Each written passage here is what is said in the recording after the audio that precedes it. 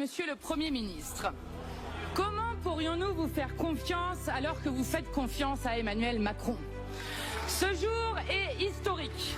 Pour la première fois en Ve République, un gouvernement tombe à la suite d'un vote de confiance. Monsieur le Premier ministre, vous ne laisserez derrière vous que le risque d'une crise financière à force d'en agiter le spectre sur toutes les télévisions du pays.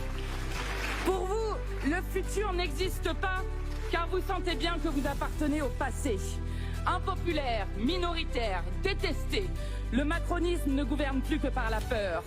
Vous étiez pourtant si sûr de vous.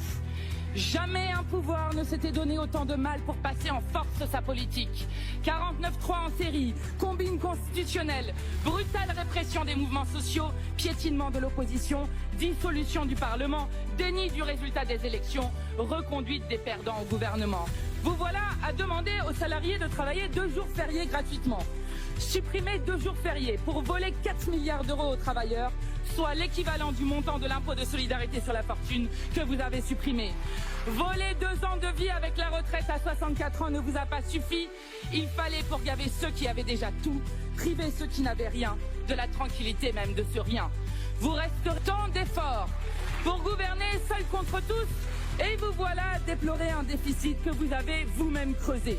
Vous serez dans l'histoire comme cette oligarchie rapace qui ne supporte pas que les gens puissent profiter des petits bonheurs de la vie, consacrer du temps à soi, aux siens, aux autres, jardiner, pouvoir aller au restaurant ou en week-end, admirer la mer ou un ciel étoilé.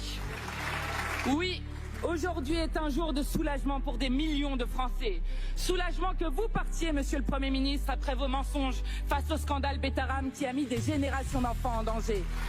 Soulagement de ne plus avoir comme ministre de l'Intérieur un homme qui parle comme Pétain de français de papier et qui hurle à bas le voile.